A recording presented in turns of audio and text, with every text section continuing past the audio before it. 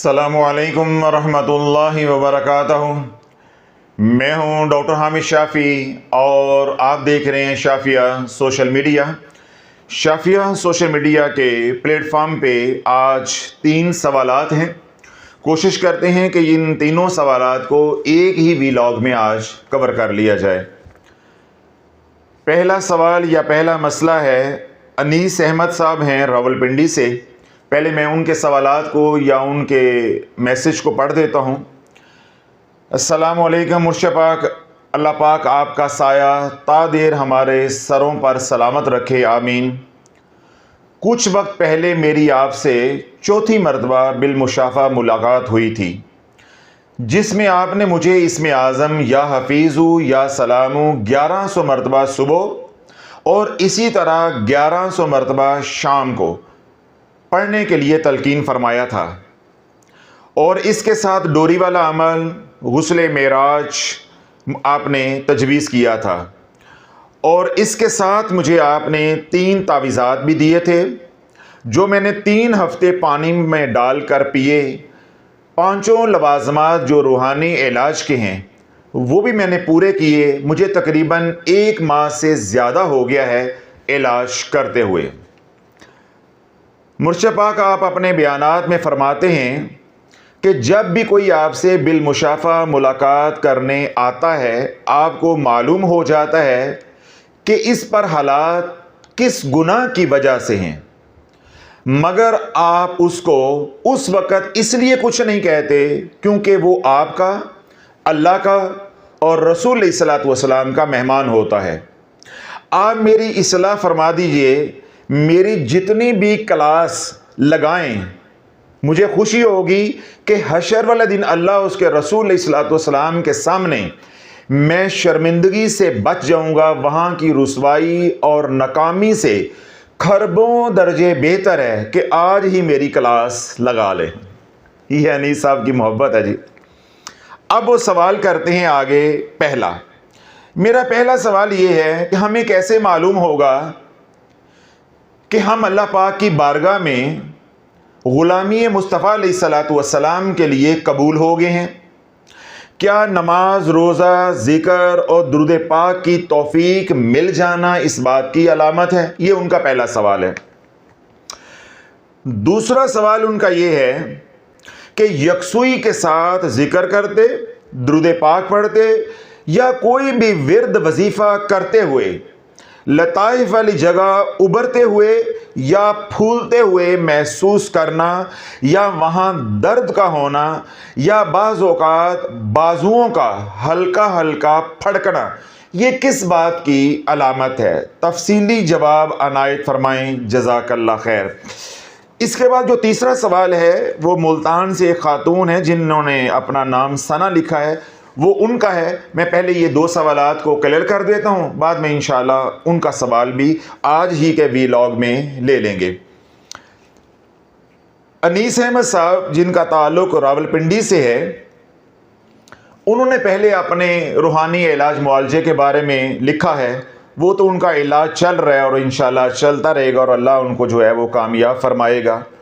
जहाँ तक उनके 2 सवालात हैं, उन 2 सवालात में से जो पहला सवाल है वो ये है, हमें कैसे मालूम होगा कि हम में से कोई ग़ुलामी मुस्तफ़ा अलैहिस्सलातु वस्सलाम के लिए कबूल हो गया है? मैं आपको इंतहाई सादा और आसान तरीका बता देता हूँ जांचने का, अपनी ज़ात को भी और किसी को भी। इंतहाई आसान, इजी पैरामीटर, इंतहाई आसान कसौटी जिसके ऊपर आप परख लेंगे कि फलां आदमी जो है वो हजूर अलैहिस्सलातु वस्सलाम की ग़ुलामी में कबूल हो गया है या मैं हजूर अलैहिस्सलातु वस्सलाम की ग़ुलामी में कबूल हो गया हूँ।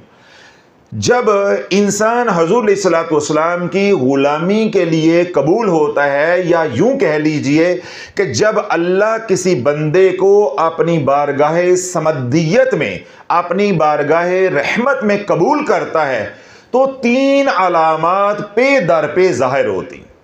अगर वो 3 अलामात मेरे में हैं तो मैं कबूल हूँ, आप में हैं तो आप कबूल हैं, या जिसको आप परखना चाह रहे हो अगर ये 3 अलामात उसमें मौजूद हैं तो फिर यकीन कामिल रखो, बदगुमान नहीं होना, वो बंदा कबूल हो चुका है, वो बंदा कबूल हो चुका है। वो 3 अलामात क्या है? अल्लाह यजतबी इलैहि मन यशा व यहदी इलैहि मन युनीब। जब अल्लाह रब्बुल इज्जत किसी को अपनी बारगाह रहमत में कबूल कर लेता है तो अल्लाह की रहमत उस बंदे को अपनी तरफ खींच लेती है। तो जब अल्लाह की रहमत मतवज्जे होती है या किसी को अपनी तरफ खींचती है तो 3 अलामात पे दर पे जाहिर होती। सबसे बड़ी और पहली अलामत जिसके ऊपर करम हो जाता है या अल्लाह की रहमत तमाम हो जाती है या अल्लाह की रहमत मतवज्जे हो जाती है, उस बंदे के दिल में गुनाहों से नफरत पैदा होना शुरू हो जाती। आखिरकार वो तौबा की तरफ लौट आता है, अल्लाह की तरफ पलट आता है। यानी पहली अलामत यह है कि अल्लाह उसको गुनाहों से तौबा करने की तौफीक अता फरमा देता है, यानी वो बंदा ताइब हो जाता है। ये पहली अलामत है। अगर किसी बंदे को ये तौफीक नहीं मिल रही कि वो गुनाहों से बाज आ जाए, जितनी मर्जी बड़ी दस्तार है, जितना मर्जी बड़ा पीर है, मौलवी है, आलिम है या स्कॉलर है या इल्मी किताबी है, वो कोई शय नहीं है, वो कुछ नहीं है, वो कुछ नहीं है। चाहे जितने मर्जी उसने हज उम्रे किए हैं, या मैंने कहा कि जितना मर्जी बड़ा आलिम है या जितना मर्जी बड़ा पीर है। मैं उसकी आसान सी दलील देता हूं। आप छलनी लेकर अपने घर नहीं, आप छलनी लेकर अपने घर नहीं, किसी नाले पर नहीं, किसी खाले पर नहीं, किसी नहर पर नहीं, किसी दरिया पर नहीं, समंदर पर चले जाए, उस छलनी में पानी भर कर दिखाओ, क्या भर लोगे? घर में तो आप कह सकते हैं ना पानी थोड़ा था, नाली में या खाले में आप कह सकते हैं कि पानी थोड़ा था, नहर में आप कह सकते हैं कि पानी थोड़ा था, दरिया पे भेजूंगा तो आप कहोगे कि वहां पानी थोड़ा था, दरिया खुश था। मैं आपको समंदर पे भेज रहा हूं, आप समंदर पे चले जाओ और छलनी लेकर जाओ, और आपको क़यामत तक का वक्त दे रहा हूं, छलनी को पानी से भरकर लेकर आना है, कभी नहीं भरेगी। इसी तरह अगर कोई गुनाहों से तौबा नहीं कर रहा, उम्रे पे उम्रा, हज पे हज हो रहा है, दीगर आमाल हो रहे हैं, पीरी मुरीदी हो रही है, आलम है, दस्तार है, गुफ्तार है, सब कुछ है, मगर कुछ भी नहीं है, वो कुछ भी नहीं। तो पहली अलामत क्या हो गई? तौबा। यानी जब तक बंदा तौबा नहीं करता, अल्लाह उसके रसूल अलैहिस्सलातु वस्सलाम की बारगाह में कबूल नहीं होता। या यूं आप समझ लीजिए कि कबूलियत की पहली अलामत तौबा है। दूसरी अलामत सजदों की तौफीक। अगर अल्लाह रब्बुल इज्जत ने तौबा के बाद आपको अपनी बारगाह में झुकने की तौफीक दे दी, हाजिरी की तौफीक दे दी, नमाज़े पंजगाना की तौफीक दे दी, नवाफल पढ़ने की तौफीक दे दी, सजदों की तौफीक दे दी, समझ लो कि आप कबूल हो चुके, आप कबूल हो चुके हो। यह दूसरी अलामत। तीसरी अलामत क्या है? जिक्र। तीसरी अलामत क्या है? जिक्र। जिक्र इलाही व जिक्र मुस्तफ़ा अलैहिस्सलातु वस्सलाम। अल्लाह अपने दुश्मनों को दुनिया नहीं देता, दुनिया देने की इंतहा कर देता है। दुनिया सिर्फ नहीं देता बल्कि दुनिया देने की इंतहा कर देता है, मगर जिक्र की तौफीक नहीं देता। जिक्र की तौफीक अपनों को होती है जिनसे अल्लाह को प्यार होता है, जिनको अल्लाह याद करता है वो अल्लाह को याद करते हैं। तो जिसको अल्लाह उसके रसूल अलैहिस्सलातु वस्सलाम का, नहीं मजा नहीं आ रहा, इतनी अहम बात मैंने कहनी और आपकी तवज्जो नहीं है, जिस शख्स को आप अल्लाह उसके रसूल अलैहिस्सलातु वस्सलाम का जिक्र करते देखो तो ये मत कहो कि ये अल्लाह का जिक्र कर रहा है, ये हजूर का जिक्र कर रहा है, बल्कि ये समझो कि अल्लाह इसका जिक्र कर रहा है, हजूर इसका जिक्र कर रहे हैं। तो अल्लाह वालों, ये कितना बड़ा मकाम है, ये कितना बड़ा करम है, ये कितना बड़ा फजल है। जब तक रब बंदे को याद नहीं करता, बंदे की औकात नहीं है कि बंदा रब का जिक्र करे। फज़कुरूनी अज़कुरकुम, तुम मेरा जिक्र करो मैं तुम्हारा जिक्र करूंगा। अब रब हमारा जिक्र कैसे करता है? रब तजल्ली फरमाता है और हम बोल उठते हैं अल्लाहू अल्लाहू अल्लाहू अल्लाहू। और इसी तरह हुज़ूर अलैहिस्सलातु वस्सलाम जब तवज्जो फरमाते हैं तो हम दुरूद पाक पढ़ना शुरू कर देते हैं। तो जब अल्लाह उसके रसूल अलैहिस्सलातु वस्सलाम की तवज्जो हो जाती है, रहमत ख़ास हो जाती है, निगाह रहमत हो जाती है, तो हमें अल्लाह उसके रसूल अलैहिस्सलातु वस्सलाम के ज़िक्र की तौफीक मिल जाती है। जब तक अल्लाह का करम नहीं होगा, दूसरी बड़ी अहम बात, लेकिन आप समझने के लिए तैयार नहीं है, जब तक अल्लाह का करम नहीं होगा, अल्लाह का फजल नहीं होगा, आप कबूल नहीं होंगे, दुरूद पाक आप नहीं पढ़ सकते। दुरूद पाक कौन पढ़ता है? इन्नल्लाह व मलाइकतहू युसल्लूना अलन नबी। ये बड़ा राज है, इसलिए मैं कह रहा था कि बड़ा अहम नुक्ता है। जब अल्लाह किसी से राजी होता है, अल्लाह उस बंदे को दुरूद पे लगा देता है, और जब हजूर राजी होते हैं तो उनका फैजान अपने उम्मती को जिक्र इलाही पे लगा देता है। ये मुहिब और महबूब का चक्कर है। मुहिब जो है महबूब की तरफ भेज रहा है, और महबूब जो है वो मुहिब की तरफ भेज रहा है। जब अल्लाह राजी हो जाता है तो वो किधर लगाता है कि मेरे महबूब का जिक्र कर। मैं भी अपने महबूब का जिक्र कर रहा हूं, रहमत तमाम कर रहा हूं, तू भी मेरे महबूब का जिक्र कर। अब जिक्र महबूब करना या जिक्र रसूल अलैहिस्सलातु वस्सलाम करना किसकी सुन्नत है? अल्लाह की। किसकी सुन्नत है? अल्लाह की। अब जिक्र इलाही करना किसकी सुन्नत है? हुजूर अलैहिस्सलातु वस्सलाम की। तो जब हुजूर का करम हो जाता है, उनकी निगाह रहमत हो जाती है, या कोई शख्स बारगाह रसालत में कबूल हो जाता है, तो हुजूर के फैजान का मौजज़ा ये है कि वो दिन रात अल्लाहू अल्लाहू अल्लाहू, या इसमें ज़ात अल्लाह अल्लाह अल्लाह, या नफ़ी असबात ला इलाहा इल्लल्लाह ला इलाहा इल्लल्लाह इल्लल्लाह इल्लल्लाह इल्लल्लाह जिक्र की तरफ आ जाता है। यहां वाज़े कर दूं, हामीम ला युनसरून की तरफ नहीं, आयत करीमा की तरफ नहीं, और आदो वज़ाइफ की तरफ नहीं। जिनकी आज के दौर में बदनसीबी आ जाती है, बदबख्ती आ जाती है, वो वज़ाइफ की तरफ चल पड़ते हैं। हम तो कबूलियत की बात कर रहे हैं, फंसने मरने और मरवाने की बात नहीं कर रहे। आज हम कबूलियत की बात कर रहे हैं। तो जिनको अल्लाह कबूल कर लेता है तो उनको अनअमता वाले रास्ते पे चलाता है, मकबूलीन के रास्ते पे चलाता है, मुहिब्बीन के रास्ते पे चलाता है, मुखलसीन के रास्ते पे चलाता है। और वो रास्ता किन का है? अंबिया अलैहिस्सलाम का। वो रास्ता किन का है? औलिया अल्लाह का। यहाँ शाफी का सवाल है, अंबिया अलैहिस्सलाम ने कौन कौन से वजीफे किए? औलिया अल्लाह ने कौन कौन से वजीफे किए हैं? इसका क्या मतलब है कि अंबिया अलैहिस्सलाम और औलिया अल्लाह औरादो वज़ाइफ नहीं करते। जो औरादो वज़ाइफ औलिया अल्लाह करते हैं वो तज़किया नफ्स के लिए होता है, वो इलाज के लिए होते हैं, वो कुछ और होता है। तो आज हजूर की उम्मत को गुमराह किया गया है कि शाफी झूठ बोलता है, औलिया अल्लाह भी तो औरादो वज़ाइफ करते हैं। तो शाफी क्या बता रहा है? औलिया अल्लाह जो औरादो वज़ाइफ करते हैं वो हटियां खरीदने के लिए, काके लेने के लिए नहीं होते, कुड़ियां व्यान वास्ते नहीं होंगे, मुंडे घरों भज गए या कुड़ियां भज गए उन्हें वापस बुलाने के लिए नहीं होते। औलिया अल्लाह जो औरादो वज़ाइफ करते हैं उसको चिल्ला कशी कहा जाता है, उसको रियासत कहा जाता है, उसको मुजाहिदा कहा जाता है।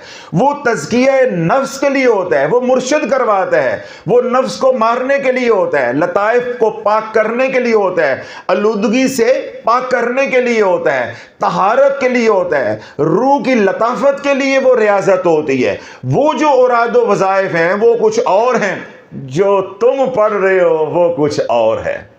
और उसकी दलील ये है कि वो औरादो वज़ाइफ करते करते अल्लाह की बारगाह में कबूल हो गए, वो गुलाम रसूल बन गए। और तुम औरादो वज़ाइफ करते करते, आज फिर बात आ गई ना, टंगे नहीं टूंगेगे। अब अपना अंजाम देखो और उनका मकाम देखो। اگر تم ایک ہی راہ کے دونوں مسافر ہو تو تمہاری منزل کیوں مختلف ہے؟ تمہاری منزل کیوں مختلف ہے؟ اگر میں جھوٹ بول رہا ہوں، میں آپ کو گمراہ کر رہا ہوں کسی بھی مقصد یا کسی بھی لالچ کی وجہ سے، تو میرا اب سوال ہے کہ اوراد و وظائف جو اولیاء اللہ کرتے ہیں وہ بھی وہی ہیں، جو اوراد و وظائف عوام کرتی ہے وہ بھی وہی ہیں، تو پھر تم دونوں کا انجام یا مقام مختلف کیوں ہے؟ ایک نے اوراد و وظائف کیے تو وہ بابا فرید بن گیا، تم نے اوراد و وظائف کیے تو خارش والے کتے سے بھی بدتر ہو گیا۔ یہ کیا ہو گیا؟ اوراد و وظائف قرآنی تھے، بابا فرید نے کیے، اوراد و وظائف قرآنی ہیں، رسالے سے دیکھ کے تو نے کیے، تو دنیا پاتے پاتے دنیا سے بھی محروم ہو گیا، اور بابا فرید اوراد و وظائف پڑھتے پڑھتے دنیا بھی پا گئے اور آخرت بھی بنا گئے۔ اب مجھے بتاؤ، اگر یہ دونوں ایک ہیں پھر دونوں کی منزل یا دونوں کا مقام مختلف کیوں ہے؟ دونوں کا مقام مختلف کیوں ہے؟ تو میں نے یہ نقطہ واضح کر دیا ہے کہ کسی کو اوراد و وظائف کرتے دیکھ کر آپ نے یہ بات نہیں کہنی کہ شافعی نے یہ کہا تھا یہ قبول ہو گیا ہے۔ یہ قبول نہیں ہوا، بس یہ تھوڑی دیر کے بعد ٹنگے جانے والا ہے، اس کو قید با مشقت سنائی جائے گی، اور یہ بھی ممکن ہے کہ اس کی 7 نسلوں کو ٹنگ کر رکھ دیا جائے، قید با مشقت سنا دی جائے، یا سزائے موت بھی سنائی جا سکتی ہے۔ تو یہ آپ نے ذہن میں رکھنی ہے بات، چاہے آپ اپنے اندر جھانکیں، چاہے آپ میرے اندر جھانکنے کی کوشش کریں کہ شافعی صاحب اللہ کی بارگاہ میں قبول ہیں یا نہیں، یا حضور علیہ الصلوۃ والسلام کے غلام ہیں یا نہیں، تو ہم نے اوراد و وظائف سے نہیں پرکھنا۔ پہلی شرط میں نے کیا بتائی ہے؟ توبہ۔ دوسری کیا ہے؟ سجدوں کی توفیق۔ تیسرا میں نے ذکر بولا ہے، اوراد و وظائف نہیں بولا، اور میں نے وضاحت بھی کر دی ہے۔ اوراد و وظائف that is some thing different, وہ اور معاملہ ہے، وہ عملیات ہے، وہ دنیا کے لیے ہے، ذکر اللہ کے لیے ہے، ذکر اللہ کے لیے ہے، ذکر آخرت کے لیے ہے، ذکر اللہ کے قرب اس کی معرفت کے لیے ہے، اور ذکر جو ہے حضور علیہ الصلوۃ والسلام کی رضا کو، آپ کی توجہ کو پانے کے لیے ہے، اور اللہ کی رحمت کو سمیٹنے کے لیے ہے۔ اوراد و وظائف دنیا کو سمیٹنے کے لیے ہیں، پھر یہ دونوں ایک کیسے ہو گئے؟ شافعی نے امت کو یہ سمجھایا ہے، یہ پھر دونوں ایک کیسے ہو گئے؟ یہ دونوں ایک ہرگز نہیں ہے۔ بے شک یہی بھی اللہ کا نام ہے اور یہ بھی اللہ کا نام ہے، ذکر بھی اللہ ہی کا نام ہے اور اوراد و وظائف بھی اللہ ہی کا نام ہے، مگر پیچھے جذبے اور نیتیں مختلف ہیں۔ ذکر اللہ کے لیے کیا جاتا ہے، محض اس کی رضا کے لیے، اللہم انت مقصودی و رضاک مطلوبی، اور اسی طرح درود پاک پڑھا جاتا ہے تو اللہ کے حکم کی تعمیل کی جاتی ہے، یا ایھا الذین آمنوا صلوا علیہ وسلموا تسلیما۔ تو ہم کیا کہتے ہیں؟ لبیک اللہم لبیک، اے اللہ میں حاضر ہوں، اللہم صلی علی محمد وعلی آل محمد۔ اللہ کا حکم ہے، ہم اس کی تعمیل کر رہے ہیں۔ تو آپ نے جب اپنے اندر جھانکنا ہے یا کسی کے اندر جھانکنا ہے کہ یہ غلامی رسول کے لیے قبول ہوا ہے یا نہیں، یا اللہ نے اس کو اپنی بارگاہ رحمت میں قبول کیا ہے یا نہیں کیا، تو میں نے 3 شرائط بتائی ہیں، 3 باتیں آپ کو بتائی ہیں۔ یہ 3 باتیں آپ نے دیکھنی ہیں، اس نے گناہوں سے توبہ کی ہے یا نہیں، صغیرہ کبیرہ گناہوں سے توبہ کی ہے یا نہیں۔ دوسرا کیا ہے کہ یہ 5 وقت کا پکا نمازی ہے یا نہیں، یعنی اس کو سجدوں کی توفیق ملی ہے یا نہیں ملی۔ اور تیسری بات کیا ہے؟ ذکر میں نے بتایا آگے پھر 2 طرح کا ہو جائے گا، اللہ اس کے رسول علیہ الصلوۃ والسلام کا ذکر۔ جب یہ اللہ یہ 3 علامات یا یہ 3 نعمتیں آپ کو مل جائیں گی، یا 3 طرح کا فضل آپ کے اوپر ہو جائے گا، پھر اللہ اس کے رسول کی اطاعت آپ کے اوپر آسان ہو جائے گی، اللہ اس کے رسول کی اطاعت آپ کے اوپر آسان ہو جائے گی، یعنی جو اللہ کا حکم ہے اور میرے نبی علیہ الصلوۃ والسلام کی سنت ہے اس کے اوپر عمل کرنا آپ کو آسان ہو جائے گا۔ اس کے برعکس جس کو اللہ نے مکھن میں سے جیسے بال نکالتے ہیں یا آٹے میں سے بال نکالتے ہیں، اللہ نے اپنی بارگاہ سے نکال کر پھینک دیا، مردود کر دیا یا دور کر دیا یا ٹھکرا دیا، اس کی بھی 3 علامات ہیں، اس کی بھی تین علامات ہیں. تو پہلے ہم نے مثبت بات کی ہے، قبولیت کی بتائی ہیں. اب کیا ہے؟ مردودیت کی ہیں. مردودیت کیا ہوتی ہے؟ رحمت سے دور ہو جانا، کرم سے دور ہو جانا، فضل سے دور ہو جانا. جب رب روٹھتا ہے اور کسی کو اپنے فضل سے، کرم سے، رحمت سے، سلامتی سے، عافیت سے دور کرتا ہے، اللہ گناہوں میں ہلا شیری عطا کرتا ہے، یعنی اسے بے خوف کر دیتا ہے. اب وہ زنا کرے گا، ضمیر ملامت نہیں کرے گا. نماز چھوڑے گا، ندامت اور شرمندگی نہیں ہوگی. سود کھائے گا، دڑا دڑ کھائے گا، اور اگر آپ روکو گے تو آگے سے شرمندہ نہیں ہوگا، بلکہ کہے گا یہ تو پروفٹ ہوتا ہے، سارے ہی کھاتے ہیں، شافی صاحب میرے پیچھے کیوں پڑ گئے.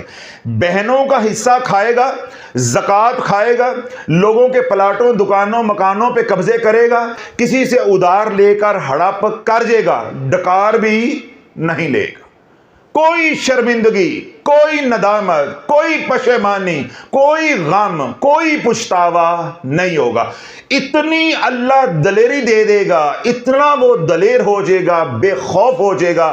یہ پہلی علامت ہے کہ رب نے اس کو اپنی بارگاہ صمدیت سے نکال دیا ہے، اپنی رحمت سے دور کر دیا. دوسری علامت مردودیت کی یا دوسری علامت رحمت سے محروم ہونے کی کیا ہے؟ کہ اگر وہ نماز پڑھنے والا ہے، سجدے کرنے والا ہے، تو اللہ سجدوں کی توفیق سلب کر لے گا. سجدوں کی توفیق سلب کر لے گا. اب یہ نشانی ہے کہ اللہ روٹھ گیا. یہ مت کہا کرو کہ آج وقت نہیں ملا نماز پڑھنے کا. یہ سوچا کرو کہ کون سا گناہ ہو گیا کہ رب نے اپنی بارگاہ میں حاضری کی توفیق نہیں دی. آج ذرا سی بات ہو، حضرت صاحب ہم شادی پہ چلے گئے تھے، بارش ہو گئی تھی، مہمان آ گئے تھے، فلاں بیمار تھا، ہسپتال چلے گئے تھے، فلاں آفس میں چلے گئے، آج نماز رہ گئی، آج ذکر رہ گیا، آج فلاں کام رہ گیا. نہیں بھائی، یہ تو کہہ رہا ہے. شافی کیا کہہ رہا ہے؟ اللہ روٹھ گیا ہے. اللہ روٹھ گیا ہے. جب اللہ روٹھتا ہے تو پہلی علامت میں نے کیا بتائی؟ کہ گناہوں میں دلیری. گناہ صغیرہ کبیرہ کریں گے، بلا تمیز کریں گے، کوئی پشیمانی، شرمندگی، پچھتاوا، غم نہیں ہوگا. دوسری علامت کیا ہے؟ اگر نمازی ہے تو اللہ اس سے نماز کی توفیق کو، سجدوں کی توفیق کو سلب کر لے گا. تیسری علامت کیا ہے؟ اللہ کہتے ہیں اب تو دشمنوں کی صف میں کھڑا ہو گیا ہے. بڑی اہم بات ہے، توجہ نہیں آپ کی.